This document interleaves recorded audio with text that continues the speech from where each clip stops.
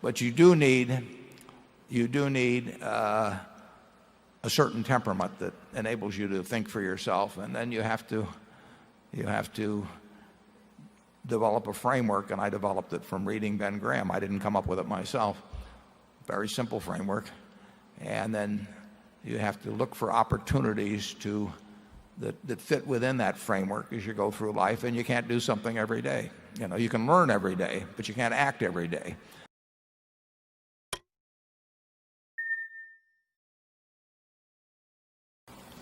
I'm Dudley Schroeder from Council Bluffs, Iowa. When you were younger, what first sparked your interest in investing, and what advice would you give a younger person if they wanted to invest in the stock market? Thank you.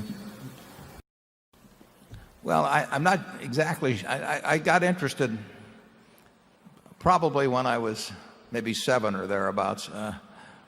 I wasted my time before that. It's a little like W.C. Fields. When he inherited some money, somebody asked him what he did with it, and he said he spent half of it on whiskey and the rest he wasted.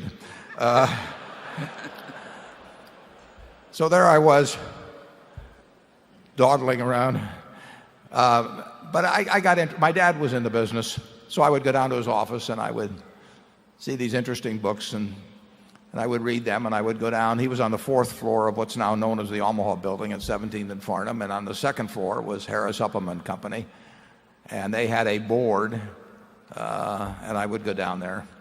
The market was open on Saturdays in those days, so I could, for 2 hours, so I could go down on Saturday, and I saw all these interesting things going across the tape, and I just read a lot. I probably took every book in the Omaha Public Library, and every book they had on investing, or the stock market, basically. I was very interested in the New York Stock Exchange. I thought maybe I'd want to become a specialist when I grew up, and maybe I still will. But I took all the books out. I read them. And finally, when I was 11, I bought 3 shares of stock. And I didn't know. I was fascinated by the subject. My dad got elected to Congress, so now the library became even bigger. And I took all the books I could out of there on markets, and I used to chart and do all that sort of thing. And then finally I read Graham's book when I was at the University of Nebraska, The Intelligent Investor, when I was 19, and that just changed my whole framework.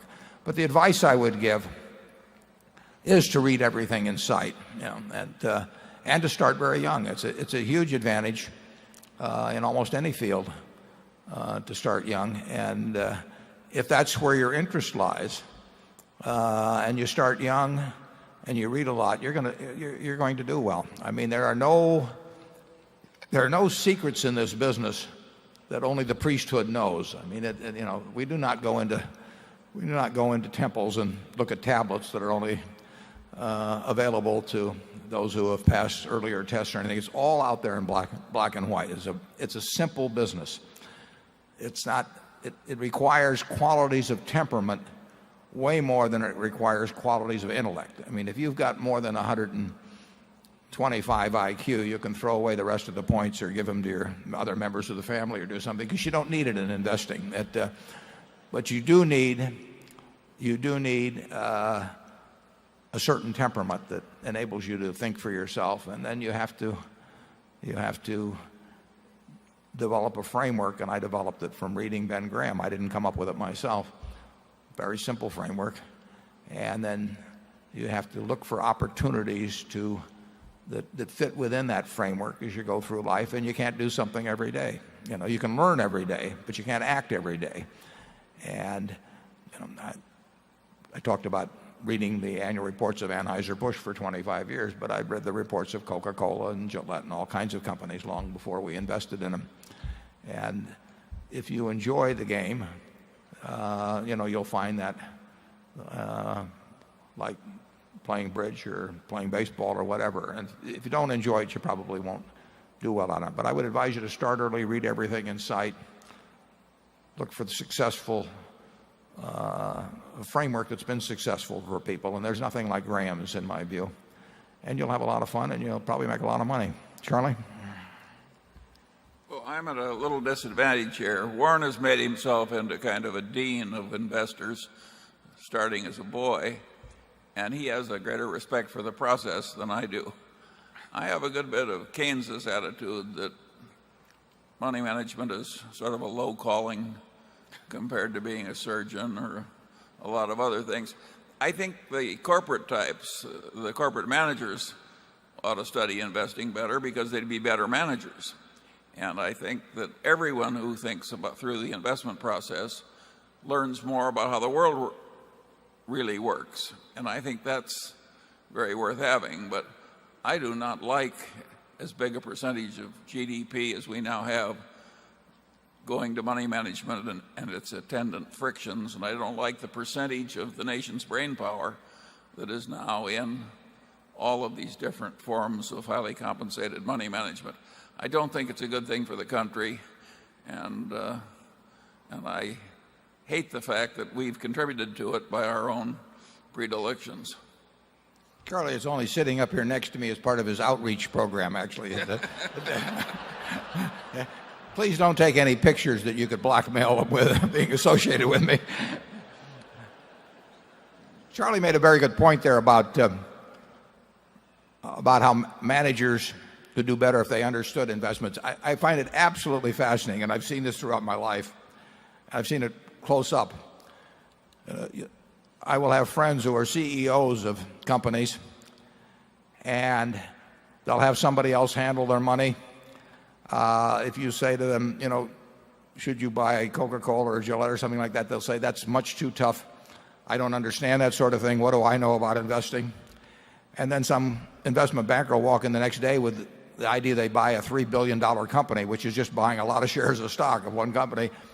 And they'll run through some little 2-hour presentation and turn it over to a strategic planning group and think that they are then the ones that should make that decision as to whether to buy multi-billion-dollar businesses when they really don't feel they're qualified to make $10,000 decisions with their own money. And it's extraordinary what you see in corporate America in the acquisition activity.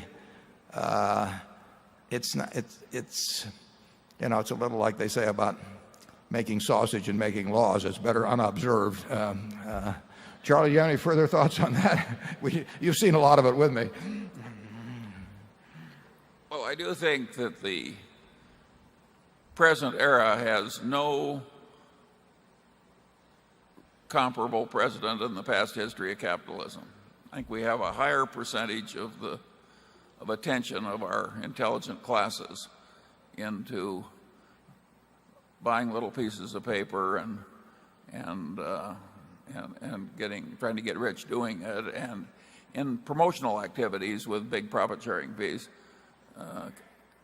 I can recall no past era which had a similar concentration of this type of activity. Can you, Warren? No, but I think you would say probably too that when we've seen sort of baby versions of this, something subsequently happened. Oh yes, if you want to talk about what are the future implications, a lot that I see now kind of reminds me of Sodom and Gomorrah. And we weren't there, incidentally. I mean, no, but there's a published account. And I think when you get as much sort of regrettable activity going on and sort of feeding on itself in frenzies of envy and imitation, that it has happened in the past that there came bad consequences. On that cheery note, we'll move to number 5.